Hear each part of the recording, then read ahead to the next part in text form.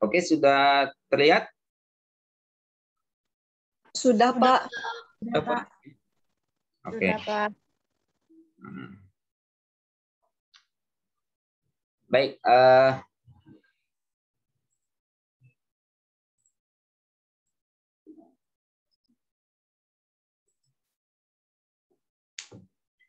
Baik, jadi insya Allah di 5 pertemuan ke depan saya akan menyampaikan beberapa topik di mata kuliah pengantar pemodelan matematik ya, pemodelan matematik. Di sini untuk bab pertama ini saya akan sampaikan sedikit pendahuluan atau pengantar dari pemodelan matematik. Nah, secara ini materi yang akan dikaji itu saya ambil dari bukunya Giordano dengan judul A First Course in Mathematical Modeling. Ya, Anda silakan bisa coba cari di internet ya mengenai buku ini.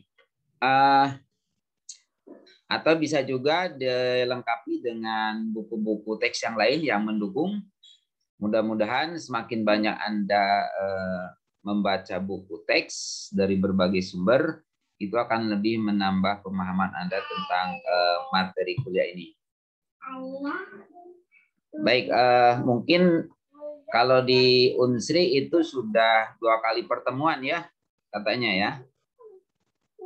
Oke, jadi kalaupun misalnya nanti ada sedikit pengulangan materi ya, ini dianggap sebagai pendalaman saja ya, seperti itu.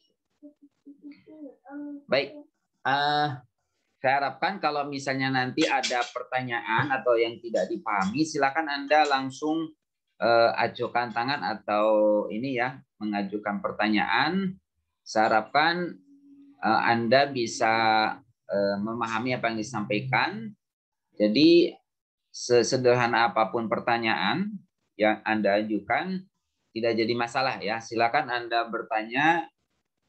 Kalaupun saya sampai tidak bisa menjawab itu enggak apa-apa gitu ya.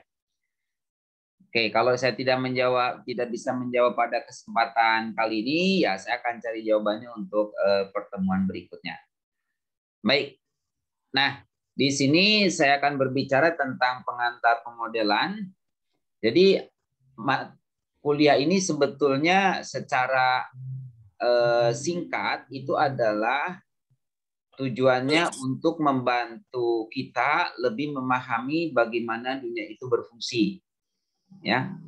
Nah, tentunya kadang-kadang untuk bisa memahami bagaimana dunia itu berfungsi, kita akan lebih mudah untuk menyatakannya dalam bentuk yang sederhana, gitu ya. Atau dengan kata lain kita mendeskripsikan fenomena tersebut secara berbentuk simbolis gitu ya, atau dalam bahasa kita sebagai orang matematik ya secara matematis gitu ya. Nah, fenomena atau deskripsi suatu fenomena secara matematis itu bentuknya macam-macam. Bisa dalam bentuk fungsi, bisa dalam bentuk persamaan, bisa dalam bentuk suatu algoritma atau apapun gitu ya, seperti itu. Oke, nah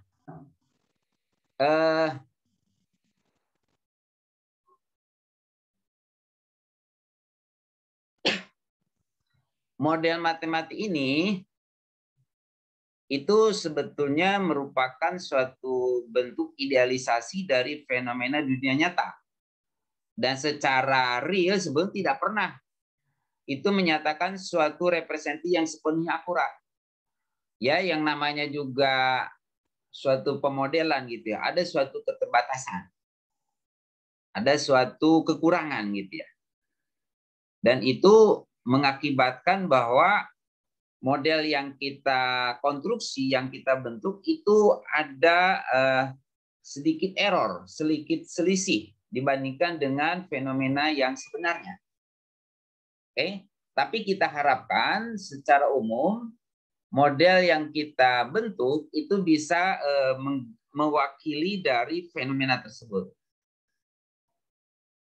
Nah, jadi walaupun model tersebut memiliki keterbatasan, maka model yang baik itu dapat memberikan hasil dan kesimpulan yang berharga. Jadi maksudnya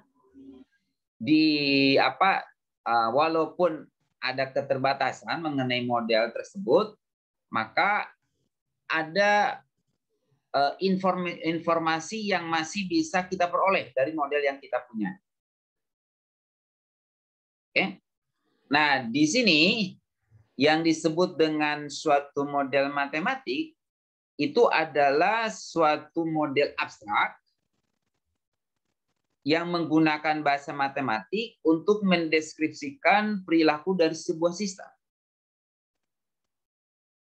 atau perilaku dari suatu fenomena alam. Sekali lagi, matematika model itu merupakan suatu model abstrak. Abstrak di sini maksudnya dalam bentuk notasi-notasi gitu ya, yang menggunakan bahasa matematik untuk menggambarkan perilaku dari suatu sistem atau fenomena alam. Yang bisa jadi mungkin ketika ini disampaikan ke orang yang berada di luar matematik, itu butuh penjelasan lebih lanjut. Jadi kalau dalam misalnya skripsi Anda, misalnya atau tugas akhir Anda gitu banyak membahas tentang pemodelan atau mengkaji sebuah pemodelan, Anda jangan lupa bahwa nanti orang yang membaca tugas akhir atau skripsi Anda itu bukan hanya orang matematik, tapi bisa juga orang lain yang berada di luar matematik. Maka di sini nanti perlunya yang namanya interpretasi dari sebuah model. Baik, sampai di situ ada yang mau bertanya tidak? Kita bisa dipahami semua?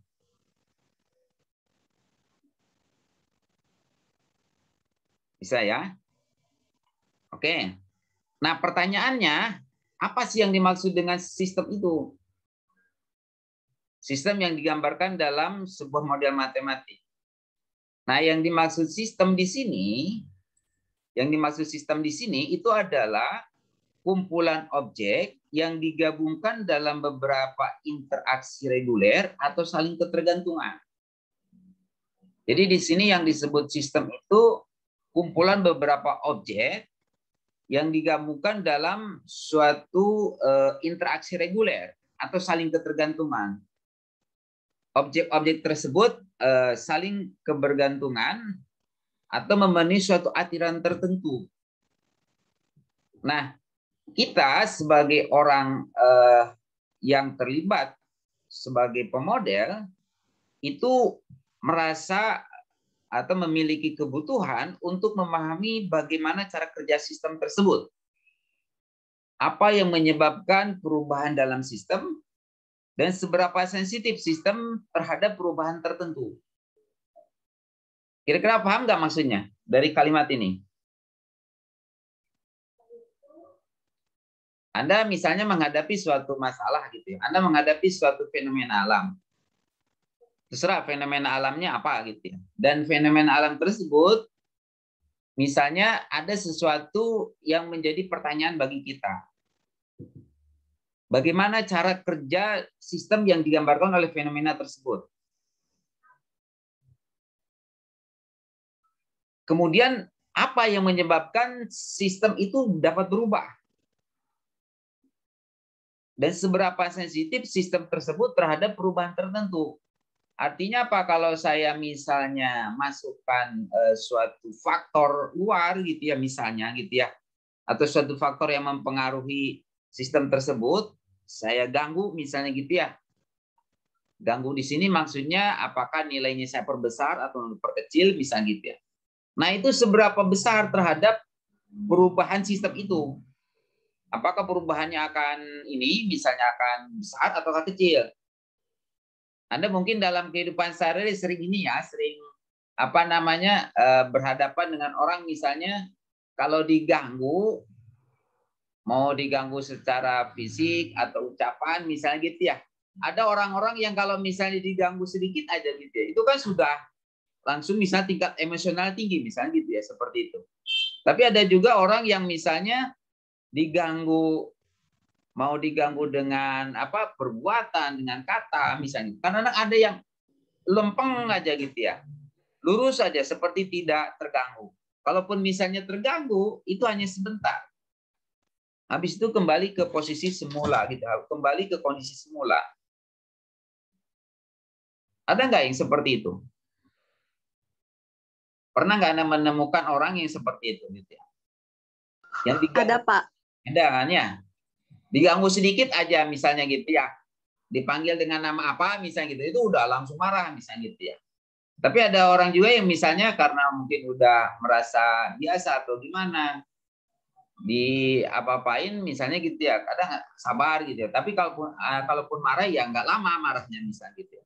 Atau kalaupun marah tidak sampai menunjukkan emosi yang sangat tinggi, hanya biasa saja, misalnya menunjukkan bagaimana body language atau bahasa tubuh yang menyatakan ketidaksukaan dan seterusnya. Tapi setelah itu normal kembali.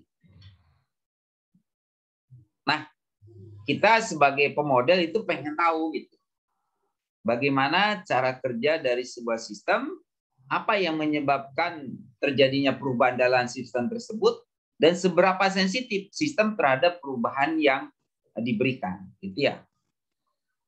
Nah, tentunya tujuan lebih lanjut adalah untuk memprediksi perubahan apa yang mungkin terjadi dan kapan itu terjadi.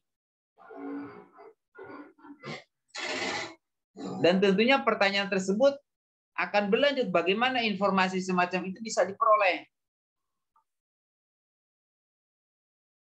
Misalnya gini, dalam masalah cuaca misalnya gitu ya.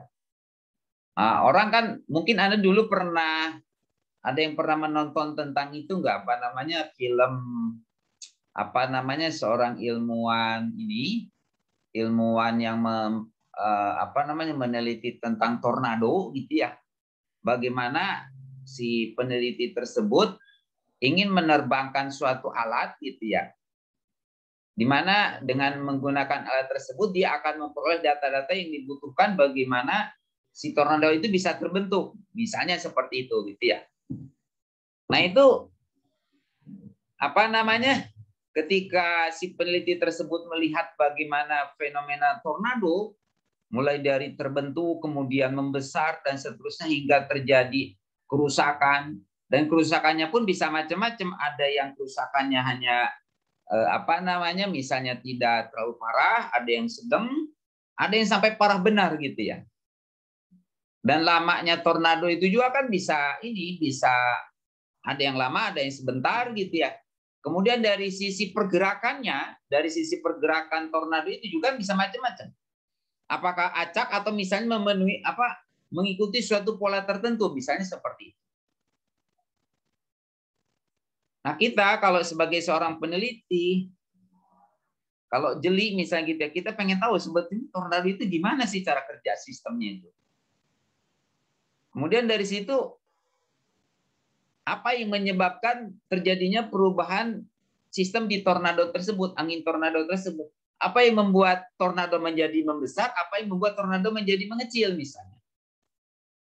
Dan tentunya kita pengen tahu gitu. Kalau misalnya cepat membesar, apa yang menjadi penyebabnya, kemudian kalau saya ganggu penyebabnya itu, saya reduksi penyebabnya itu, bisa nggak saya atur supaya tornado yang tadinya membesar, saya buat menjadi mengecil, misalnya seperti itu. Oke? Dan tentunya ke depannya kalau kita misalnya, mohon maaf ya, mungkin kita tidak berharap di Indonesia ada seperti tornado gitu ya. Nah, kita berharap sebetulnya kalau dengan menggunakan model matematik gitu ya, yang kita punya, kita pengen tahu gitu ya, perubahan apa yang mungkin terjadi dan kapan itu terjadi tornado itu misalnya. Dan bagaimana cara memperoleh informasi tersebut. Nah, seperti itulah kurang lebih misalnya. Nah, jadi di sini tujuan dari proses pemodelan matematik itu adalah kita ingin memahami beberapa perilaku atau fenomena di dunia nyata dan membuat prediksi tentang perilaku itu di masa depan. serta menganalisis efek dari berbagai situasi terhadapnya.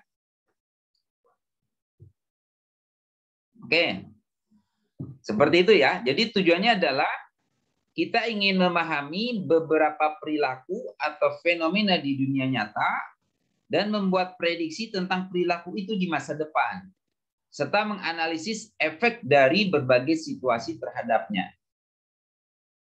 Anda nanti kalau misalnya ini ya punya kesempatan misalnya diberikan diberikan kesempatan misalnya menikah misalnya gitu ya nanti.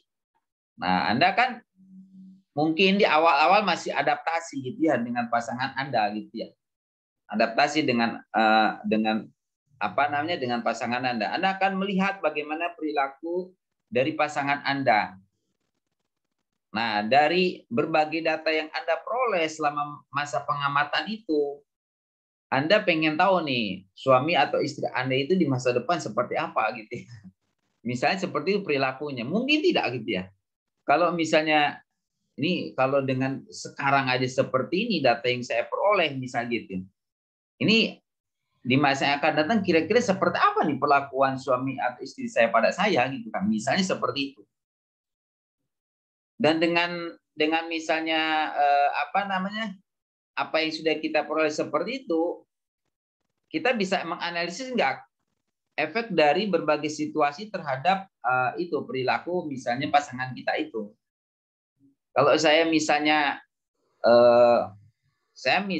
terbiasa melakukan A misalnya gitu. Nah, kalau saya misalnya melakukan seperti itu gitu ya, melakukan apa yang sudah menjadi habit saya misalnya. Setelah kita hidup ini misalnya itu kira-kira ada pengaruhnya nggak terhadap pasangan kita? Misalnya seperti itu gitu ya. Atau misalnya Anda masuk dunia kerja, nanti setelah lulus misalnya gitu ya. Anda masuk ke dunia kerja, Anda di kantor, pasti kan Anda awal-awal ini dulu kan, akan memperhatikan dulu situasi dan kondisi di tempat kerja Anda. Bagaimana cara kerja dari divisi Anda, dari bagian tempat kerja Anda. Dari situ Anda bisa menyimpulkan, oh perilaku dari sistem tempat kerja saya itu seperti ini. Di masa depan kira-kira seperti apa kalau saya punya data-data yang terjadi seperti ini. Nah, kemudian dari situ saya bisa ini enggak kalau saya melakukan hal seperti ini ketika di dunia kerja, kira-kira ada pengaruhnya enggak terhadap kondisi kondisi bagian atau divisi tempat kita bekerja itu. Seperti itu kan kurang lebih ya kira-kira ya. Ada yang mau ditanyakan sampai sini? Belum ada, Pak. Belum? Belum ada, Pak. Ya, baik. Nah, jadi di sini kalau kita lihat antara dunia nyata dengan dunia matematik, ada 3 ini gitu ya. Kalau dalam dunia nyata kita mengenal perilaku gitu ya, perilaku dynamic atau behavior dari real world problem gitu ya. Nah, kalau dalam dunia matematik si perilakunya itu dalam bentuk model matematika. Gitu. Oke, dalam bentuk model matematika. Modelnya macam-macam ya. Bisa persamaan, fungsi atau seterusnya gitu ya. Nah, fenomena alamnya sendiri itu merupakan kalau dalam dunia matematikanya itu adalah operasi dan aturan matematik yang berlaku. Fenomenanya seperti apa? Ya, jadi kalau di dalam sistem dunia nyata, perilaku atau fenomena alam yang terobservasi, maka di dalam dunia matematik itu digambarkan atau dinotasikan dalam bentuk model matematika, kemudian operasi dan aturan matematika yang berlaku di dalam model tersebut, dan bagaimana kesimpulan matematisnya. Dan itu Kalau mungkin untuk orang matematik misalnya gitu ya, dengan melihat itunya saja, melihat modelnya gitu ya, kemudian melihat misalnya operasi-operasi aturan matematik yang berlaku, Anda mungkin bisa paham gitu ya. Tapi ketika Anda berhadapan dengan orang di luar matematik, Anda nggak bisa hanya ngomong masalah persamaan, model operasinya, aturannya gitu ya. Kesimpulan matematisnya apa? Ya, kesimpulan seperti apa? Itu nggak bisa kalau kita berhadapan dengan orang di luar matematik gitu ya. Anda harus bisa menerjemahkannya kembali ke dalam bahasa fenomena alamnya. Makanya sebetulnya orang matematik itu kenapa diperlukan di seluruh bidang? Ya karena itu. Dengan orang matematik itu istilahnya bagaimana menyederhanakan suatu fenomena yang kompleks menjadi suatu fenomena yang suatu bentuk yang lebih sederhana. Dan itu dengan bentuk yang sederhana itu kita bisa ngomong banyak itu. Kita bisa berbicara banyak. Ya.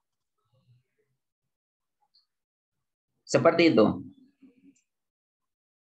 Nah, tentunya dengan karakteristik yang seperti tadi, model matematika, banyak keuntungan yang bisa kita peroleh. Apa saja misalnya gitu ya. Nah, model itu secara itu bisa menggambarkan keyakinan kita tentang bagaimana dunia itu berfungsi. Ya. Jadi model matematika itu menggambarkan keyakinan kita tentang bagaimana dunia itu berfungsi. Tentunya seperti tadi ya, walaupun di dalamnya masih ada keterbatasan gitu ya. Nah, di mana dalam pemodel matematika keyakinan tadi itu diterjemahkannya itu ke dalam bahasa matematik. Dan keuntungannya itu adalah banyak. Pertama, gitu ya. Matematika itu adalah bahasa yang sangat tepat. Ini membantu kita merumuskan ide dan mengidentifikasi asumsi yang mendasarinya. Jadi kenapa kita memilih matematika gitu ya dalam menerjemahkan mengenai sebuah fenomena alam, itu matematika itu merupakan bahasa yang sangat tepat. Kemudian di sisi lain bahasa matematik itu ringkas dan aturan manipulasinya jelas. Paham nggak maksudnya?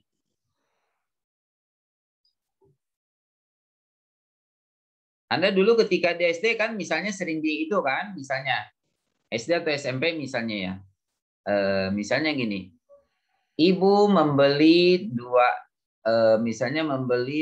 kilogram apel dan misalnya 1 kilogram mangga misalnya gitu ya. Oke, kemudian misalnya di dari jangan 2 kilogram lah, misalnya 10 buah mangga, 10 buah apel dan 5 mangga misalnya gitu ya, 5 buah mangga misalnya. Nah, kemudian sesampainya di rumah misalnya gitu kan. Nah, 3 buah apel dimakan oleh ayah dan ibu, sedangkan anak-anak memakan 3 buah mangga misalnya gitu. Pertanyaannya sekarang misalnya ada berapa butir buahan yang dimiliki oleh ibu misalnya. Nah, itu kan kalimat yang panjang tadi, Anda kan bisa nyatakannya dalam bentuk bahasa yang singkat, yang ringkas itu kan ya. Misalnya kalau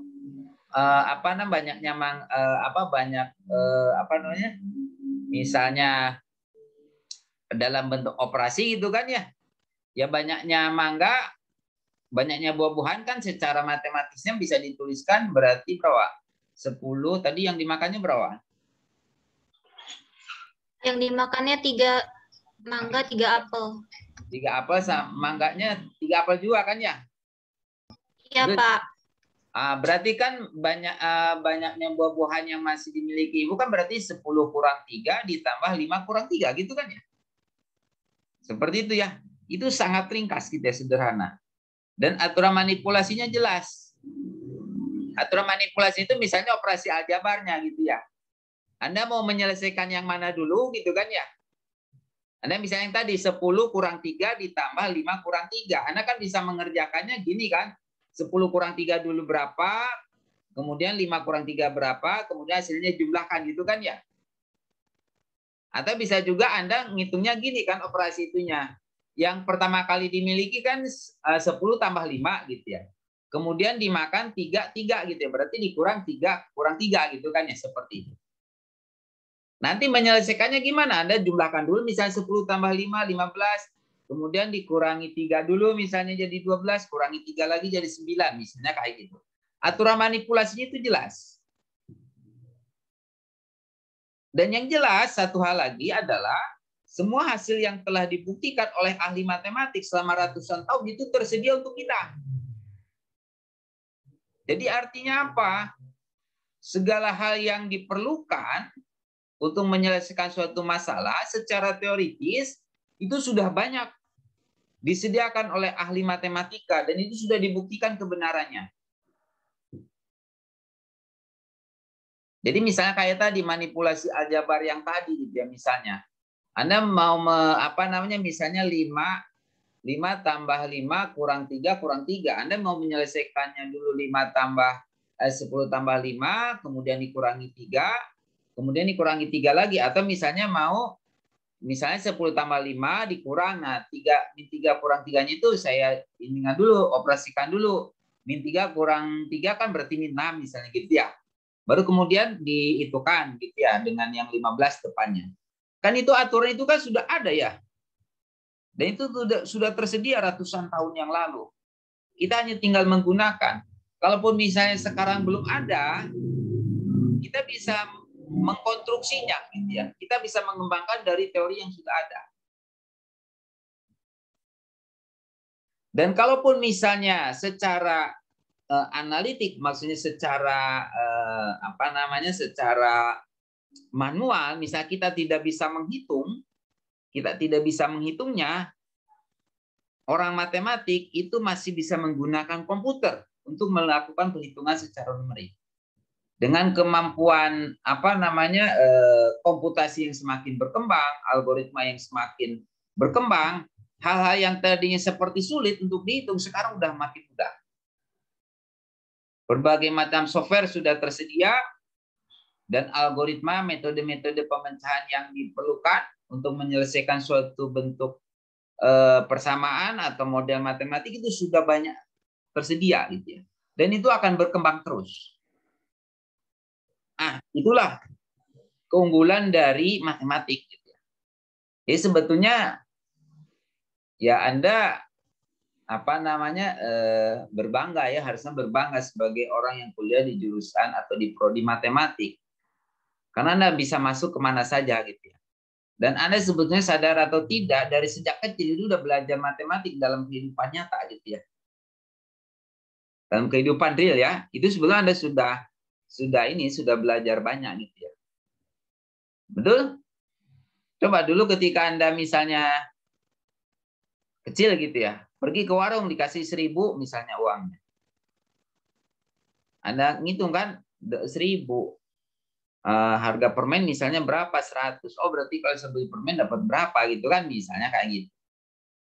Nah itu kan sebetulnya secara ininya sedang belajar bagaimana memodelkan matematika gitu ya, seperti itu. Oke, dan masih banyak lagi lah seperti itu. Oke, ada yang mau ditanyakan sampai sini?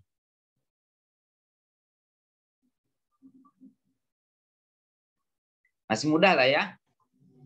Ini masih kulitnya lah itu ya. Iya, Pak. Nah, ini dia. Bagaimana proses pemodelan? Ini mungkin satu hal yang harus Anda pahami ya. Jadi kita punya real world data atau data dunia nyata gitu ya. Dan itu sebetulnya berdasarkan misalnya hasil pengamatan Anda lah misalnya, atau dari orang lain ya. Anda punya misalnya dari hasil jalan-jalan sekeliling gitu ya. Anda menemukan suatu fenomena dan itu menggelitik Anda gitu. Ini kayaknya ada suatu masalah misalnya. Anda misalnya ini, misalnya pergi ke tempat penampungan sampah misalnya gitu ya, misalnya. Tempat penampungan sampah akhir misalnya, TPA.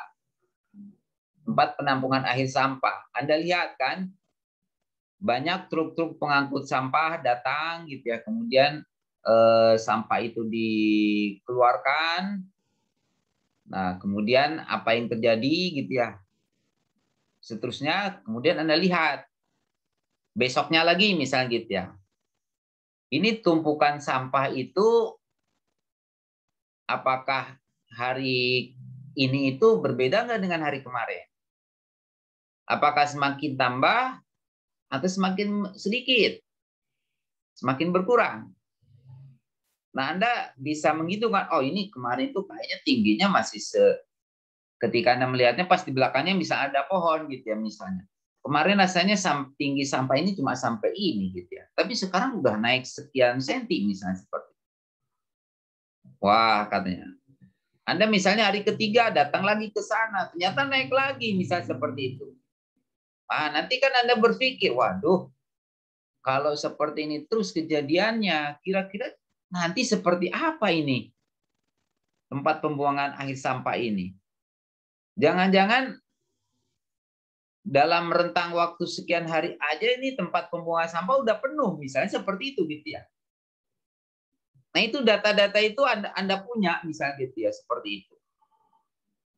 Nah sekarang Anda kalau misalnya pengen tahu misalnya sampah ini sampai seberapa lama sehingga tempat itu menjadi penuh, Anda kan berarti harus menunggu gitu ya. Anda mau nggak menunggu itu misalnya berhari-hari gitu ya?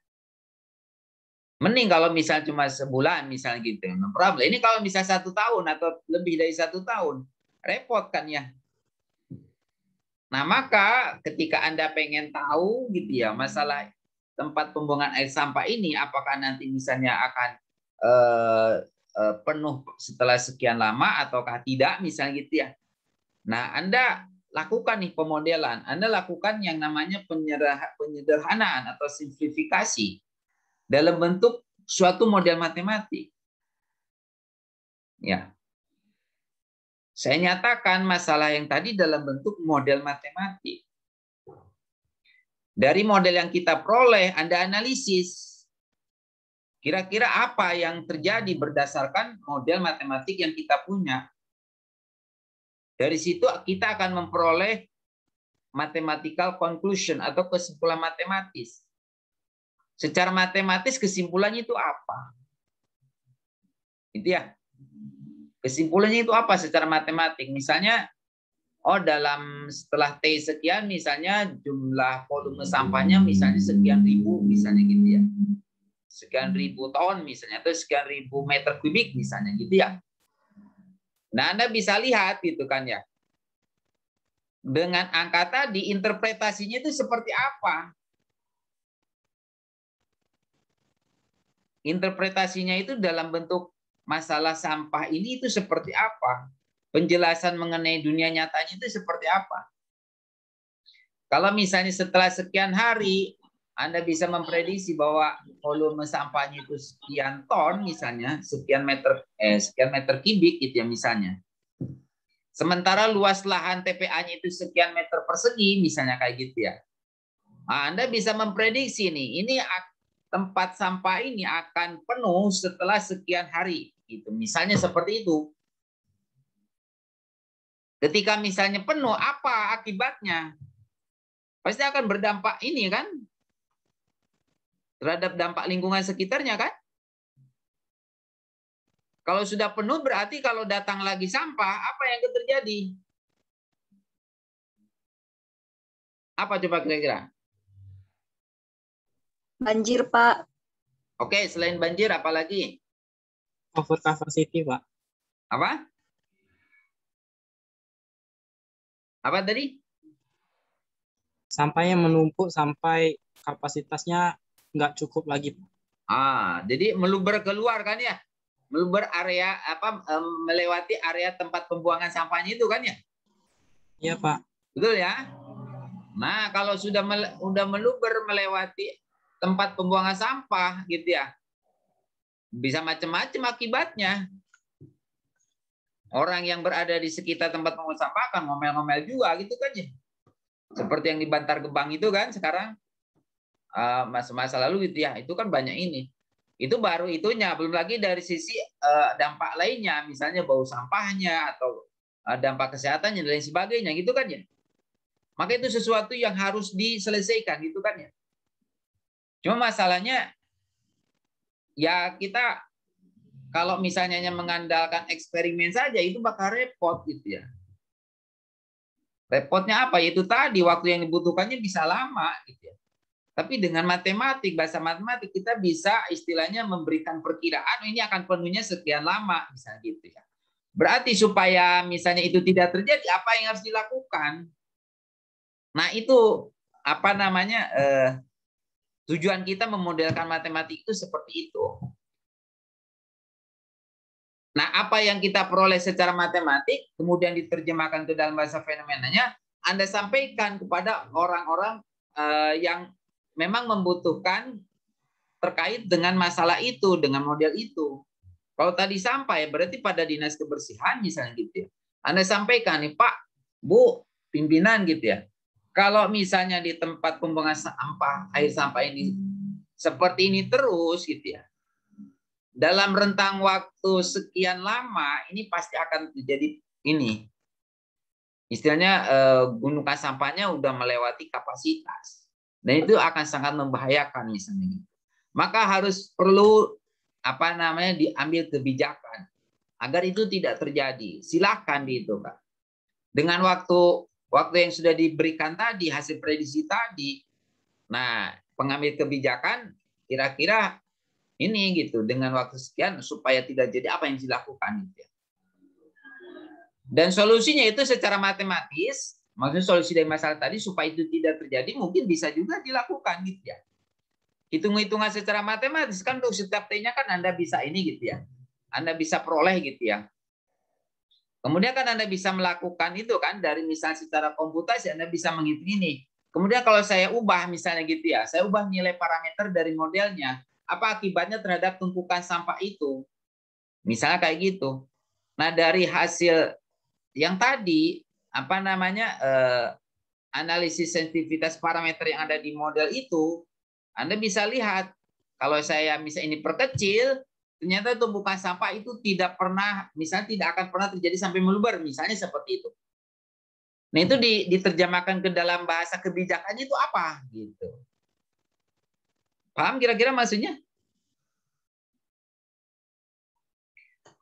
Nah, berdasarkan penjelasan dunia nyata atau prediksinya, sebelum ini apa namanya Anda memutuskan bahwa model ini bisa mewakili fenomena tersebut, Anda verifikasi dulu dengan data dunia nyata yang ada.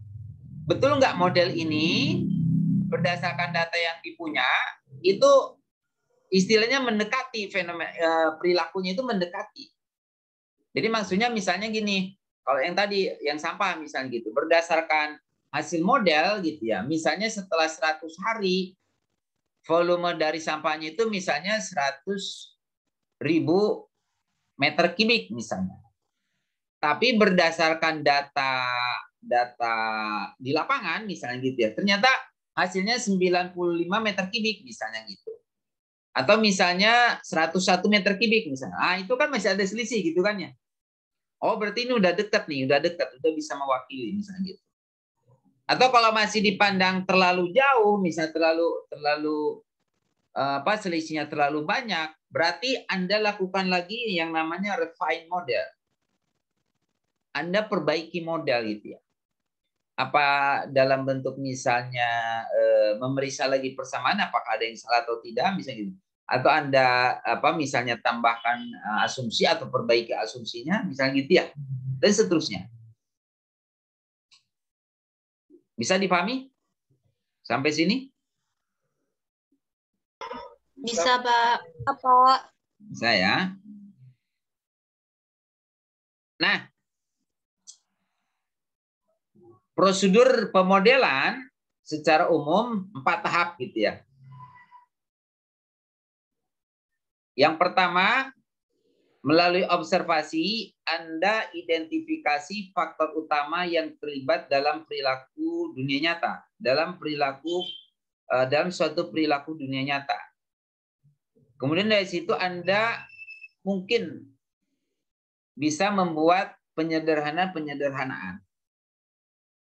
Ya, maksudnya apa? Misalnya gini,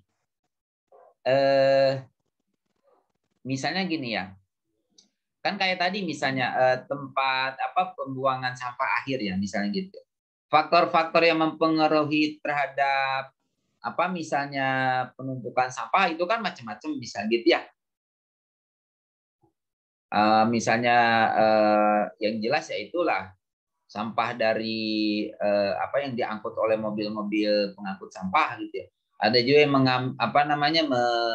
membuang sampah langsung ke sana. Kemudian ada juga misalnya yang ini pemungut sampah kan ada juga kan gitu ya. Nah, banyak sekali faktor yang bisa ini terlibat gitu ya. Nah, tapi terhadap misalnya volume sampah itu bisa jadi mungkin faktor dari misalnya ini yang pemulung sampah itu sangat kecil bisa jadi pengaruhnya terhadap volume sampah. Betul nggak?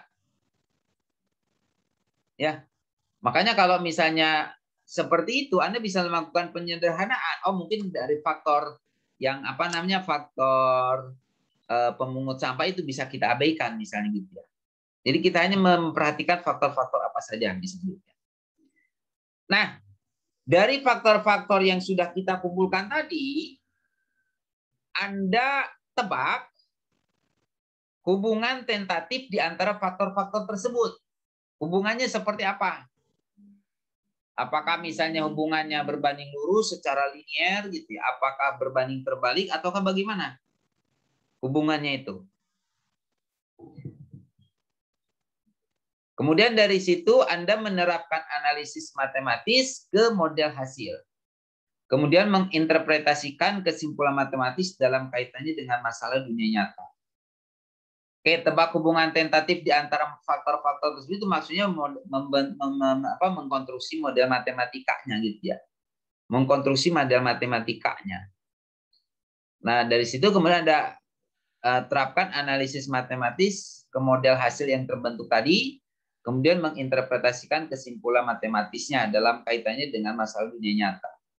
Kalau misalnya masih dipandang terlalu jauh, Anda kembali lagi ke tahap yang pertama gitu ya.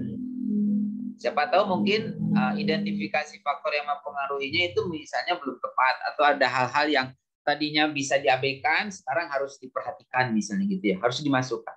Misalnya seperti itu.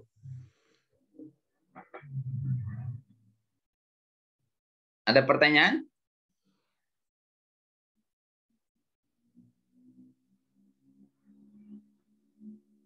Oke. Kalau belum saya lanjutkan ya.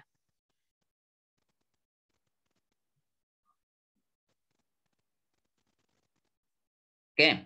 Nah, ada beberapa sifat model. Yang pertama itu adalah fidelity. Fidelity ini menyatakan ketepatan representasi model tentang realitas, tentang dunia nyatanya. Ya. Jadi fidelity itu adalah ketepatan representasi model tentang realitasnya. Seberapa tepat model itu menggambarkan realitasnya. Kemudian sifat biaya. Nah, total biaya proses pemodelan ya, ada yang misalnya modelnya ya murah misalnya biayanya, ada juga yang mahal misalnya gitu ya.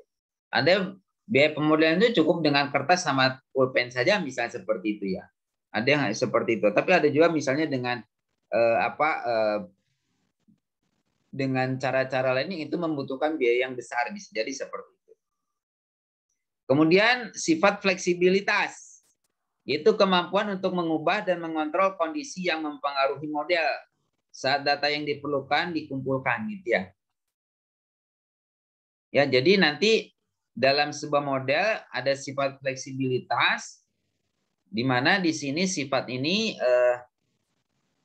mampu untuk mengubah dan mengontrol kondisi yang mempengaruhi model saat data yang diperlukan dikumpulkan ya.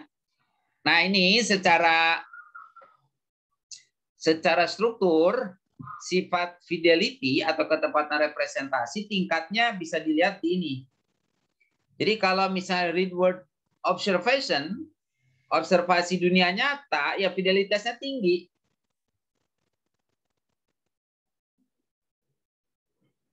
Dan eksperimen mendekati berada di tempat kedua. Di tempat ketiga itu simulasi.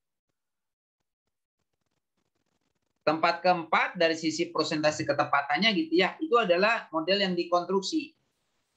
Nah, model yang dikonstruksi kan bisa tidak tunggal gitu ya. Maksudnya apa? Kan ketika misalnya Anda konstruksi di awal sebuah model berdasarkan asumsi yang sudah Anda tetapkan. Nah, dari situ Anda melakukan verifikasi kan? Anda lakukan verifikasi, ternyata masih banyak errornya misalnya, masih banyak selisihnya misalnya gitu ya.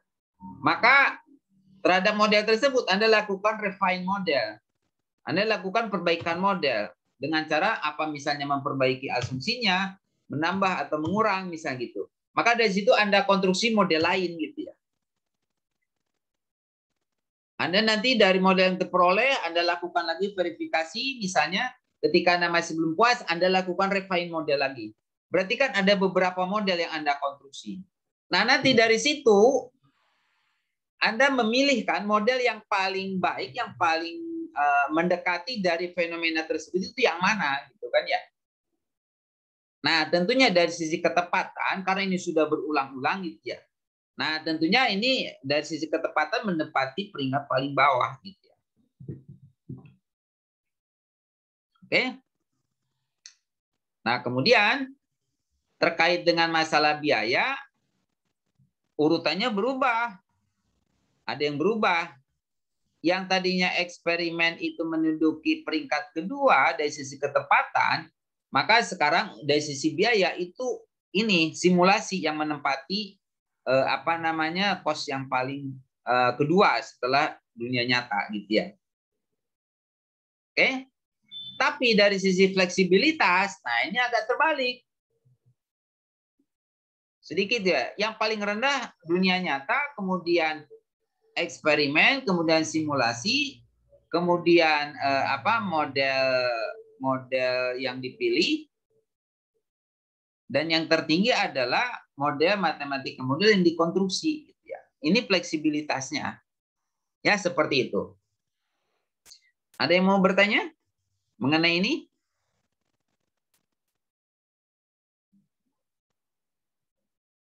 Ada?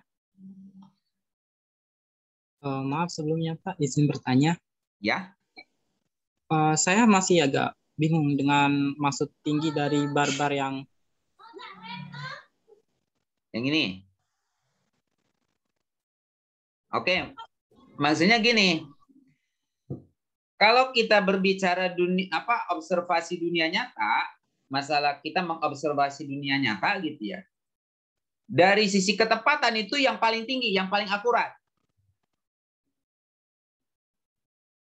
Tapi biaya yang dikeluarkan juga kalau kita mengobservasi dunia nyata itu ya ini juga kan besar juga kan, paling besar juga. Betul nggak? benar Pak. Ya.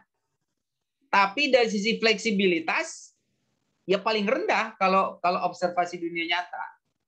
Kita tidak bisa fleksibel ya kalau misalnya mengobservasi dunia nyata ya harus misalnya kalau supaya tepat ya kalau misalnya itunya setiap hari harus setiap hari dilakukan observasinya, nggak bisa itu ya fleksibel misalnya karena saya hari ini observasi besoknya enggak, kemudian berikutnya observasi hari berikutnya observasi lagi gitu ya kan enggak gitu ya. Jadi kalau kita untuk observasi dunia nyata itu fleksibilitasnya rendah gitu. Kemudian di bawah observasi dunia nyata, kalau di sisi ketepatan eksperimen, Anda misalnya inilah, Dulu ketika misalnya fisika ya, misalnya fisika. Misalnya fisika ya, apa misalnya mengenai masalah apa misalnya? Inilah misalnya Anda pernah itu kan ya, misalnya ingin mengetahui kedalaman laut misalnya. Coba bagaimana cara Anda, cara kita mengetahui kedalaman sebuah lautan? Gimana caranya? Salah satunya memancarkan gelombang sonar, Pak. Oke, terus? Kemudian menghitung selisih waktu gelombang dipancarkan dan gelombang dipantulkan kembalinya, Pak. Oke. Nah, itu kan ya. Nah, untuk itu kan kalau misalnya Anda melakukan observasi seperti itu gitu ya. Ke lautan langsung gitu ya. Itu kan dari sisi ketepatan ya memang iya gitu ya. Pasti tinggi gitu ya. Anda lakukan itu atau observasi itu misalnya kalau observasi ya Anda hitung sendiri aja misalnya Anda nyelam ke dalam laut gitu ya. Anda bawa meteran misalnya gitu kan. Anda nyelam ke laut misalnya seperti itu kan ya. Kalau pengen ini dari sisi tepatnya, betul nggak? Anda misalnya yang nggak usah itu nggak, nggak usah misalnya samudra dulu ya. Misalnya di laut apa gitu ya, lautnya jangan terlalu yang dalam lah, masih kategori laut dangkal lah. Ya observasi dunia nyatanya Anda terjun langsung gitu ya, Anda nyelam ke dalam, gitu ya. Anda bawa meteran gitu ya, bawa meteran di atas ada yang nunggu, Anda nyelam ke bawah gitu ya, sampai dalam, sampai apa namanya, sampai dasar lautan. Nah, Anda hitung di atas berapa tuh gitu kan, berapa dalamnya gitu kan ya. Nah, itu kan dari sisi ketepatan model ini sangat akurat gitu kan ya. Tapi kebayang dari sisi biaya yang harus dikeluarkan.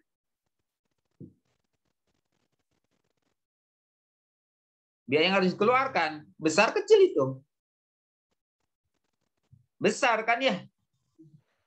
Nah, untuk menurunkan biaya itu, saya mendingan lakukan eksperimen saja gitu kan ya. Eksperimennya apa yang tadi misalnya melalui apa namanya menembakkan gelombang itu kan ya, gelombang ini ke dalam lautan, kemudian nanti dihitung dari sejak ditembakkan hingga dipantulkan itu butuh berapa lama gitu kan. Nah, tapi yang jelas itu kan ya, apa namanya, kalau eksperimen seperti itu ya dari sisi keakuratan pasti akan ini sedikit di bawah dari Anda observasi langsung ke dalam lautan. Begitu juga Anda melakukan simulasi dengan komputasi misalnya seperti itu.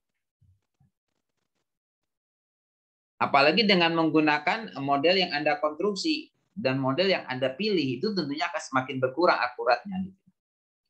Tapi, nah nanti gini Anda lihat ya. Jadi maksudnya dengan apa yang Anda lakukan ini itu dari sisi fidelity, cost, flexibility itu kurang lebih tingginya itu, besarannya itu digambarkan oleh tabel batang ini gitu, grafik batang ini. Jadi kalau misalnya untuk observasi dunia nyata dari sisi ketepatan yang paling tinggi, biaya juga paling tinggi, tapi dari sisi fleksibilitas rendah, paling rendah gitu maksudnya. Ya, paham, Pak. Paham ya? Ya, Pak. Tadi ada yang acungkan tangan, siapa? Saya lupa tadi. Siapa? Silakan.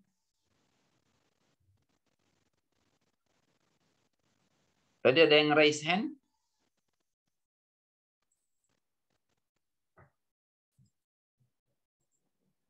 Ada yang mau bertanya? Yang tadi yang raise hand siapa?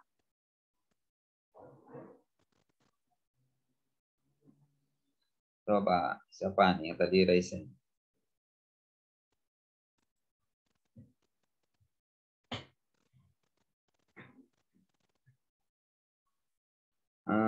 Mana yang raise?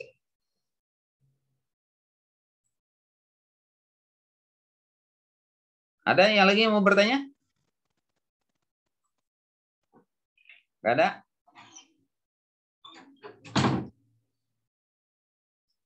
Oke, saya lanjut. Oke, jadi ini konstruksi model. Langkah pertama, Anda kenali masalah. Ya, yang namanya mengenali ya tentunya Anda harus tahu dulu masalah apa yang ingin Anda gali gitu ya. Kalau Anda nggak tahu masalah yang ingin Anda gali, ya gimana mau mengenali masalahnya ya.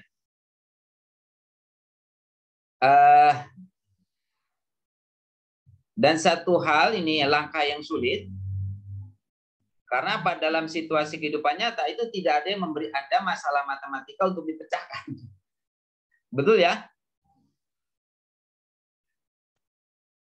Ya jarang lah Anda misalnya apa namanya orang yang memberikan Anda masalah matematika dan nyuruh ini dipecahkan gitu ya. Paling juga kan Anda misalnya diminta bantu ngerjain PR tetangga Anda misalnya atau adik Anda gitu kan, ya jarang kalau misalnya dalam situasi himpunan dunia kehidupan dunia nyata Anda diberikan itu problem gitu ya. Yang itu dalam bentuk masalah matematik. Nah, yang jelas Anda harus memilah-milah data dalam jumlah besar dan mengidentifikasi beberapa aspek tertentu dari situasi untuk dipelajari. Jadi Anda pilih-pilih data mana saja nih, yang data yang tadinya jumlahnya besar, kita identifikasi aspek tertentu saja yang kita pelajari gitu. Jangan semuanya gitu ya. Kalau semuanya nanti yang terjadi adalah ini, Anda nggak bisa mengkonstruksi modelnya. Ya, Anda nggak perlu istilahnya mengkonstruksi model yang rumit. Kalau dengan model yang sederhana aja itu sudah menggambarkan fenomenanya gitu ya. Apain buat persamaan yang aneh-aneh gitu ya misalnya. Yang itu secara nulisnya aja udah susah gitu misalnya gitu ya. Kemudian dari sisi mencari solusinya juga repot. Ngapain gitu kan jadinya ya. Kan kita membuat model matematika itu kan ingin memecahkan masalah kan. Artinya dari model yang kita peroleh itu bisa kita konstruksi solusinya. Ya kalau solusinya yang tidak bisa kita peroleh, ya ngapain gitu ya. Jadi di sini Anda harus pandai memilah data dalam jumlah yang besar. Kita identifikasi aspek tertentu saja yang kita pelajari gitu ya. Jadi yang lainnya kita abaikan dulu misalnya seperti itu. Oke, bisa dipahami? Ya. Kemudian harus cukup tepat dalam perumusan masalah untuk memungkinkan penerjemahan pernyataan verbal yang menjelaskan masalah ke dalam sebuah matematik gitu ya. Jadi maksudnya ketika Anda merumuskan masalah gitu, Anda harus merumuskan masalah itu harus yang pas gitu, yang tepat gitu. Jangan misalnya membuat sebuah satu pernyataan yang ambigu misalnya gitu ya, yang multitafsir gitu ya.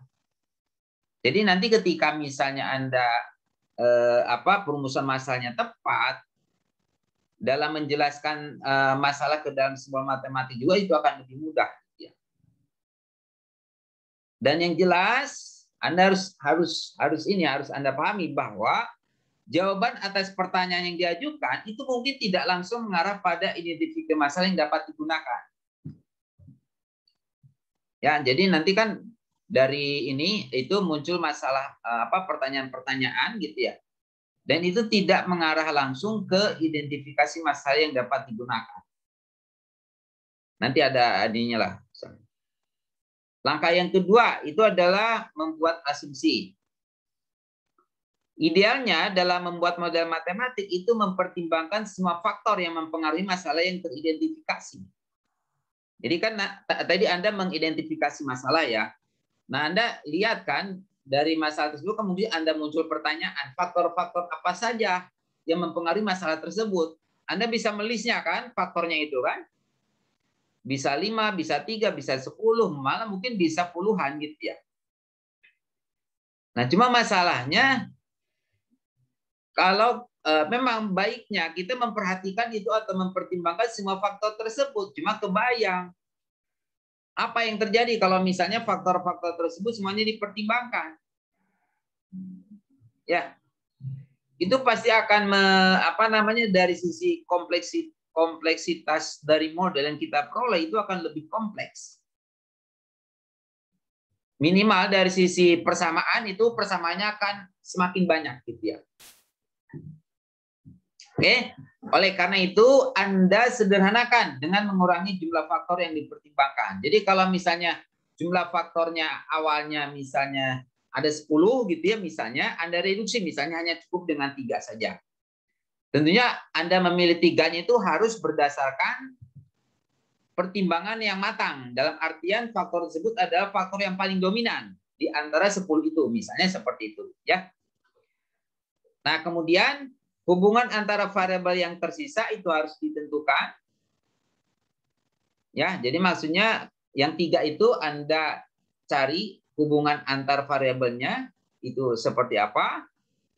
Dengan mengasumsikan hubungan yang relatif sederhana, kita dapat mengurangi kompleksitas masalah. Jadi kita asumsikan hubungannya yang sederhana saja, misalnya kalau ini misalnya hubungannya misalnya linear dulu, Anda mulai dari linear gitu ya. Ketika misalnya dengan linear ternyata hasilnya belum bagus, Anda tingkatkan misalnya. Apa kuadratik, apa eksponensial misalnya, atau kalau logaritmik atau seperti itu. Ya, seperti itu. Kemudian dengan demikian asumsi tersebut terbagi menjadi 2 aktivitas utama. Pertama, klasifikasi variabel. Dan yang kedua adalah tentukan keterkaitan antara variabel yang dipilih untuk dipelajari. Ya. Oke, ada yang bertanya sampai sini? Tadi kenali masalah.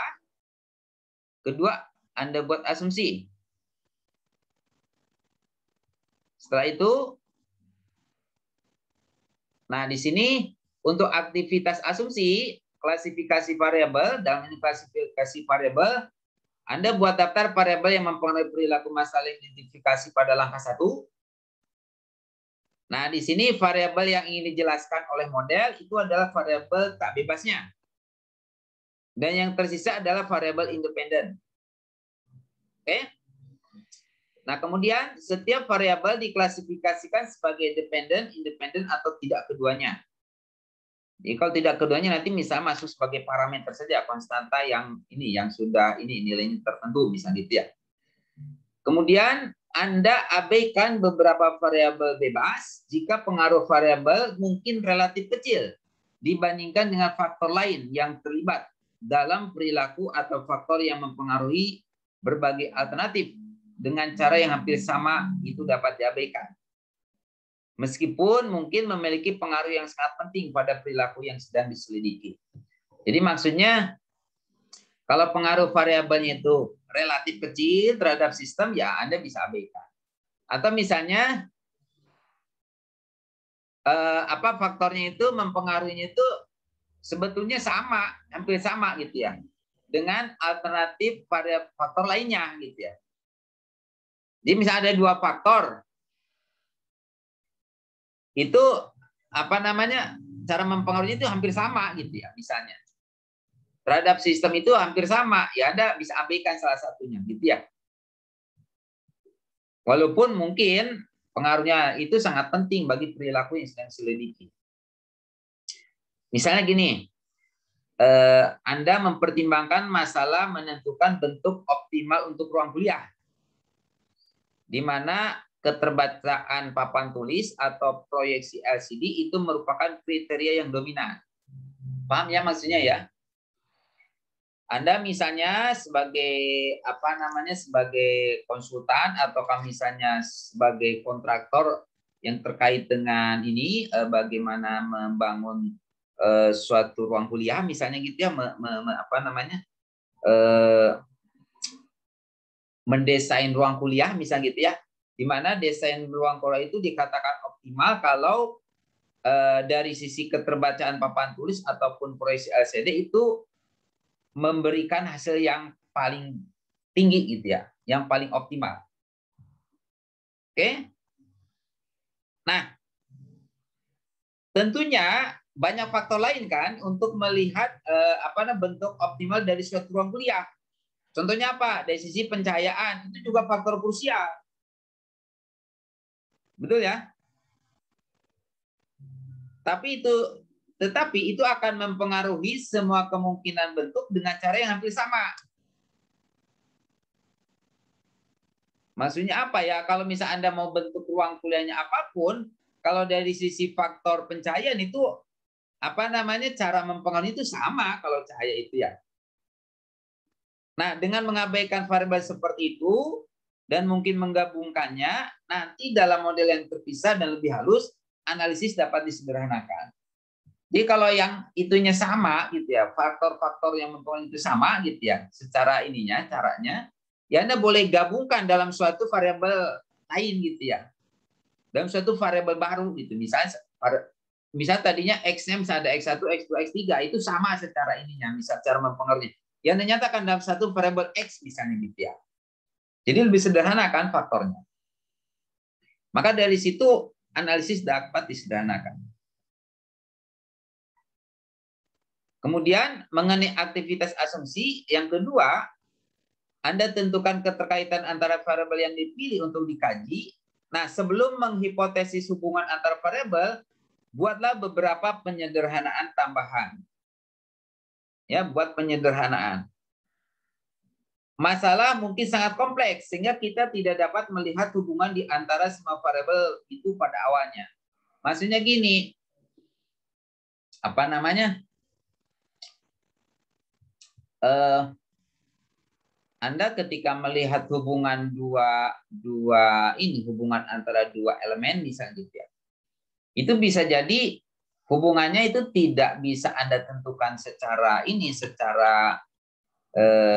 secara langsung gitu ya. Bisa jadi hubungannya itu sangat kompleks. Banyak kan di antara Anda gitu ya, misalnya dua orang gitu ya. Ini sebetulnya hubungannya itu apa sih? Apakah dia keluarga, adik kakak gitu ya misalnya? Apakah dia saudara sepupu, ataukah dia misalnya misalnya dia sedang dalam proses menuju ke jenjang pernikahan misalnya gitu ya, ataukah bagaimana gitu kan?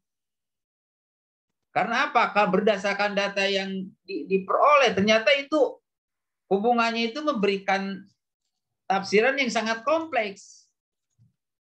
Oke, maka dari situ Anda lakukan penyederhanaan gitu. Ya, penyederhanaan tambahan. Jadi nanti ketika misalnya Anda menghadapi masalah seperti itu, Anda dimungkinkan untuk mempelajari submodel. Ya, jadi maksudnya gini, Anda ingin melihat bagaimana hubungan antara variabel A dengan B gitu ya. Ternyata hubungannya itu sangat panjang. Maksudnya apa? Itu tidak ada secara hubungan langsung, misalnya A ke B itu hubungannya misalnya apakah linear atau bagaimana gitu ya. Tapi melalui suatu suatu tahapan-tahapan lainnya di dalamnya gitu ya.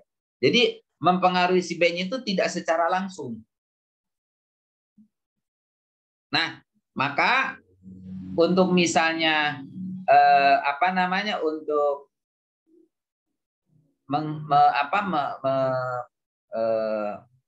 memecahkan masalah seperti itu, Anda boleh mempertimbangkan submodel. Jadi misalnya dari faktor A itu sampai sampai proses tertentu misalnya diperoleh misalnya faktor lain, misalnya faktor C gitu ya.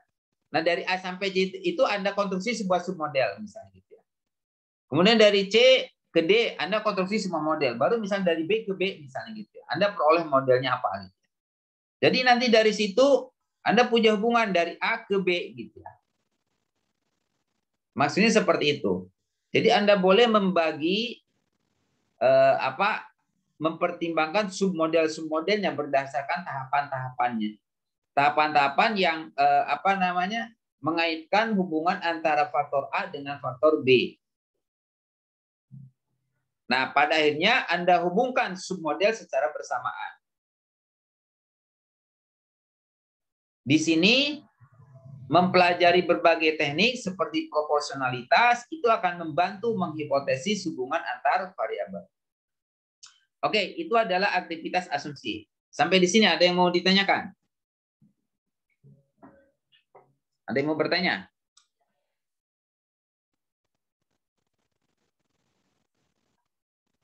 Belum, Pak. Belum?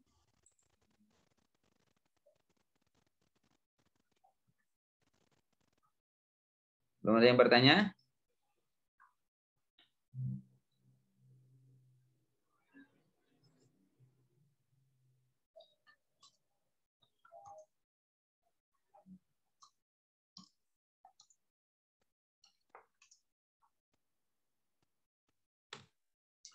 Oke. Nah,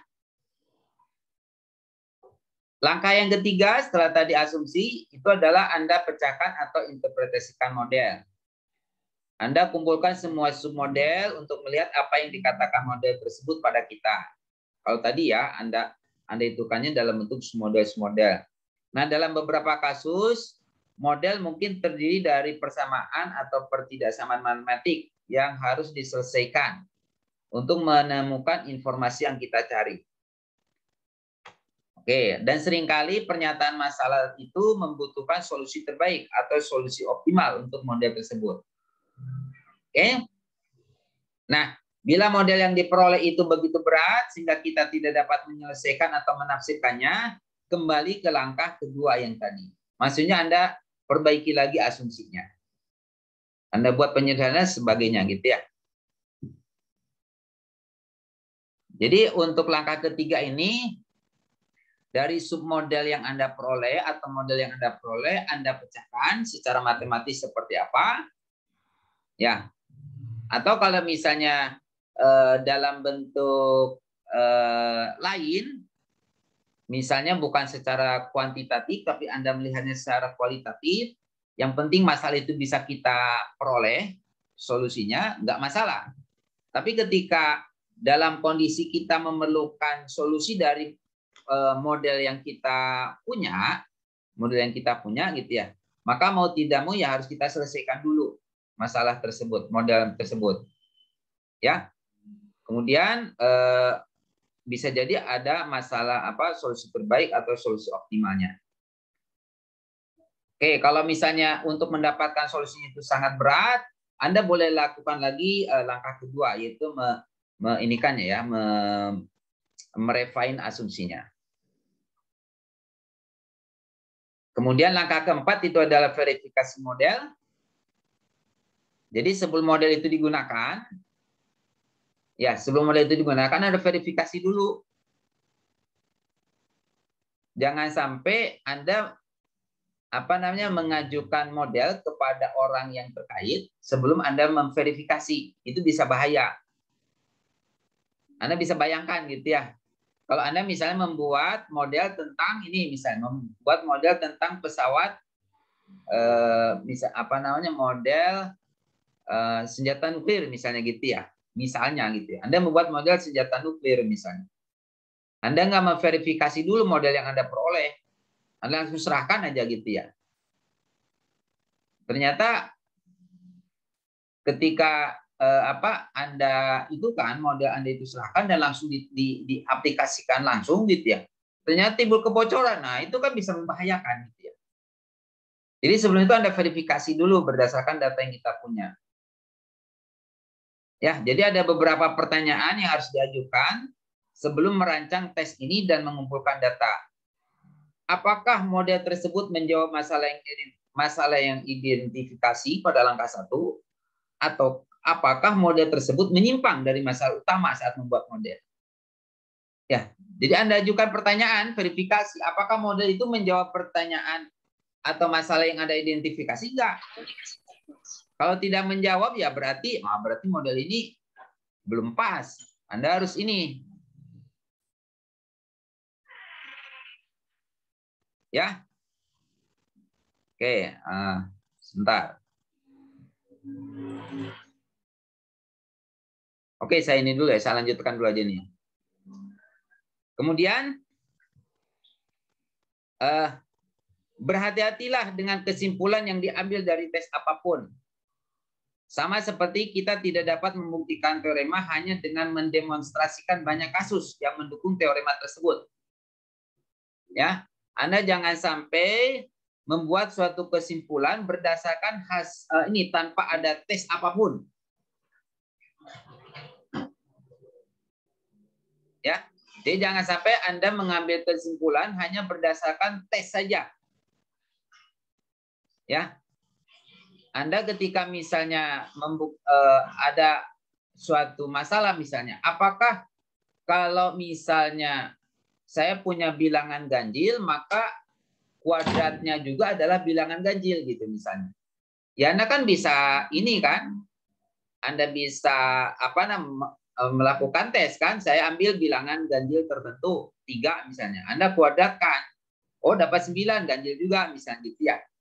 Nah, Anda tidak bisa menyimpulkan tersebut hanya berdasarkan tes saja gitu ya. Tapi Anda harus buktikan secara matematis itu benar gitu.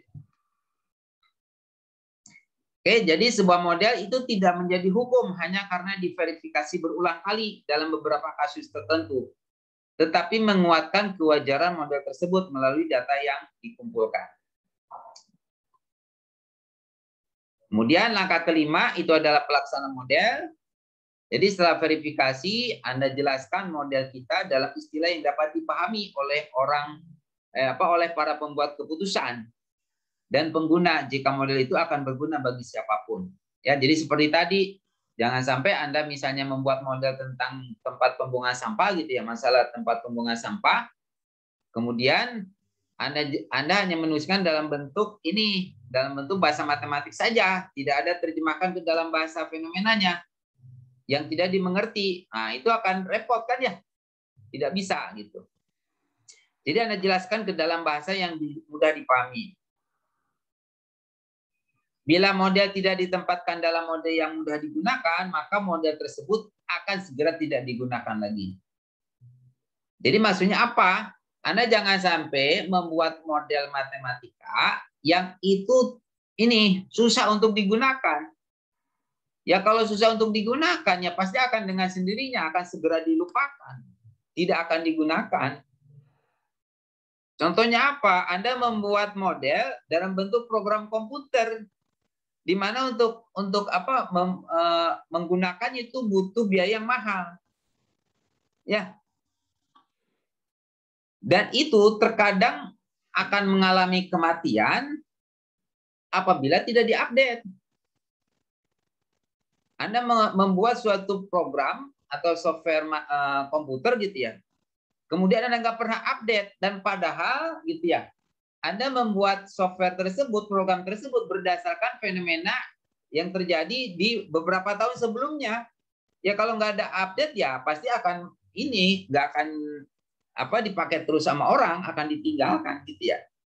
Oleh karena itu Anda perlu langkah tambahan untuk memfasilitasi pengumpulan dan input data yang diperlukan untuk mengoperasikan model yang menentukan keberhasilan atau kegagalannya. Ya, aplikasi yang dibuat di Play Store gitu ya, di Play Store kan. Misalnya aplikasi ini ojek online kan, makin ke sini kan makin banyak fasilitas. Ya, seperti itu.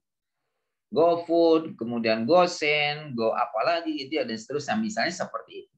Itu karena terus mengupdate berdasarkan data-data yang data-data yang terus berkembang gitu ya, seperti itu. Langkah ke-6 itu memelihara model. Ingat, model itu adalah berasal dari masalah khusus yang diidentifikasi pada langkah 1 dan dari asumsi yang dibuat pada langkah 2.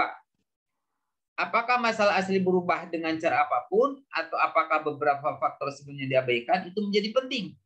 Apakah salah satu submodel perlu disesuaikan? Jadi jangan sampai kita puas dengan model yang kita peroleh. Anda harus terus merevisi model yang ini, dalam artian bisa jadi kita menambahkan faktor yang tadinya diabaikan menjadi faktor yang penting. Kemudian submodelnya misalnya itu apakah perlu disesuaikan atau tidak. Jangan sampai model yang kita kan malah tidak sesuai dengan kondisi real yang terjadi sekarang gitu. Jadi harus diupdate, harus dipelihara. Jadi secara ringkas seperti ini, identifikasi masalah, buat asumsi. Di sini ada identifikasi dan klasifikasi model. Kemudian tentukan keterkaitan antara variabel dan submodel, pecahkan modelnya, verifikasi model, apakah mengatasi masalah ataukah tidak, masuk akal atau tidak, kemudian uji dengan data dunia nyata. Anda terapkan model, kemudian pertahankan model. Ya, seperti itu. Oke, sebentar. Sampai di situ ada yang mau ditanyakan dulu nggak? Halo? Belum, Pak. Belum ada, Pak. Belum ya? Belum ada, Pak. Oke, sebentar. Tadi.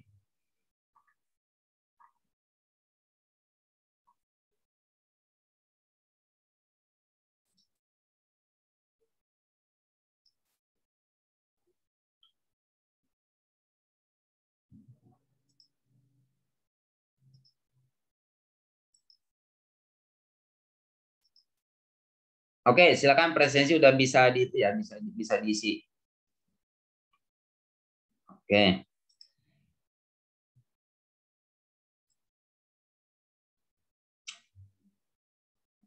Ada pertanyaan? Belum ya? Oke, itu kurang lebih sedikit pengantar untuk pemodelan. Sebentar, di sini berapa slide lagi ya?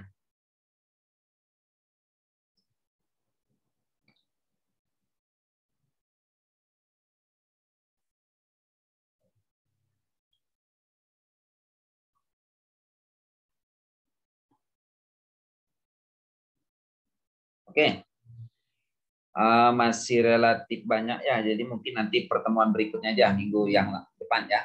Oke, nanti di pertemuan yang akan datang, minggu yang akan datang, saya akan coba sampaikan yang tadi kan baru secara teoritisnya ya, bagaimana memodelkannya gitu ya dari suatu fenomena nyata.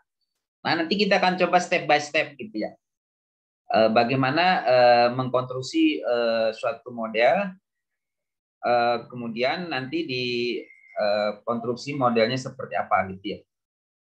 Masih belum bisa juga ya itu linknya. Sebentar. Belum bisa, Pak. Belum bisa belum, ya? Pak. Oke, sebentar.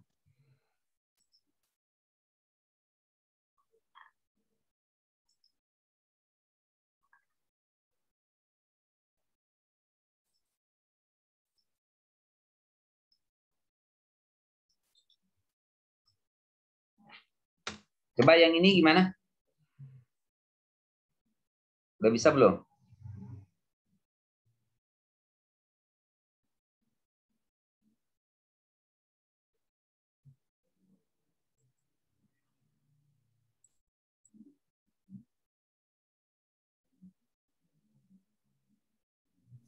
Sama, Pak, belum bisa juga. Maaf, Pak, di saya belum bisa juga, Pak. Belum bisa Maaf, juga, saya Pak. juga belum bisa, Pak. Juga ya. Allah. Sebentar.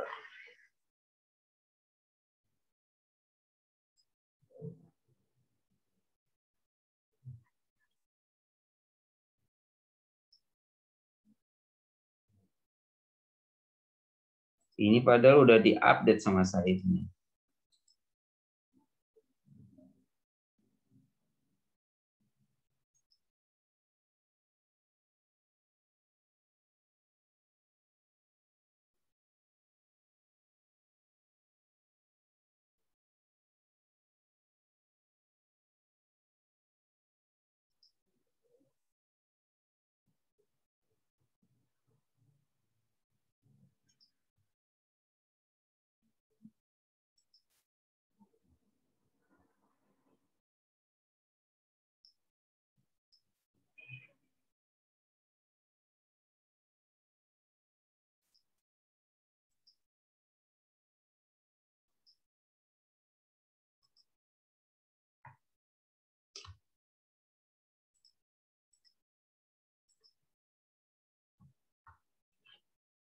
Yang ini coba gimana?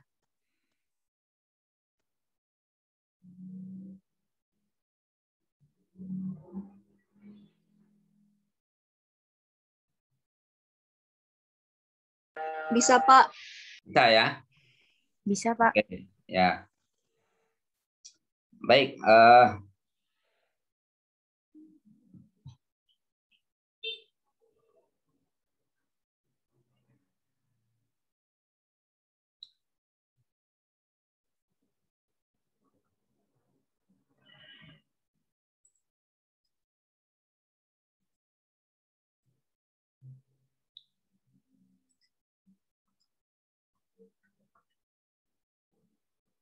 oke, sekarang coba dinyalain itunya, videonya semuanya.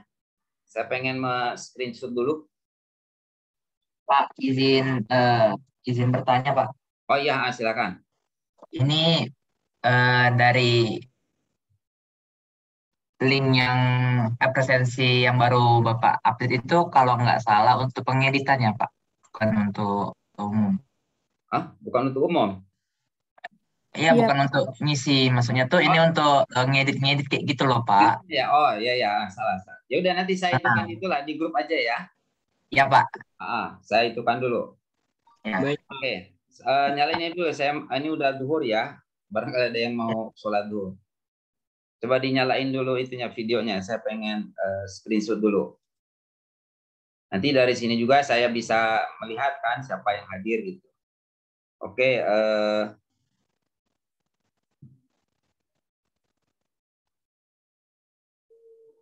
Sudah siap? 1, 2, 3 untuk ini yang pertama. Sebentar. Untuk yang kedua, siap? 1, 2, 3. Kemudian untuk yang terakhir, 1, 2, 3. Oke, baik. Terima kasih atas perhatian Anda. Mudah-mudahan dari sini Anda bisa memahami apa yang disampaikan. Dan harapannya nanti Anda punya pengalaman dalam memodelkan ya. Nanti bisa jadi Anda dalam pengambilan nilainya Anda langsung diterjunkan untuk mengidentifikasi masalah ya, untuk memodelkan suatu masalah. Oke, sampai di sini terima kasih atas pertanyaannya. Saya tutup dengan Assalamualaikum warahmatullahi wabarakatuh. Waalaikumsalam. Waalaikumsalam warahmatullahi wabarakatuh. Terima kasih, Pak. Waalaikumsalam warahmatullahi wabarakatuh.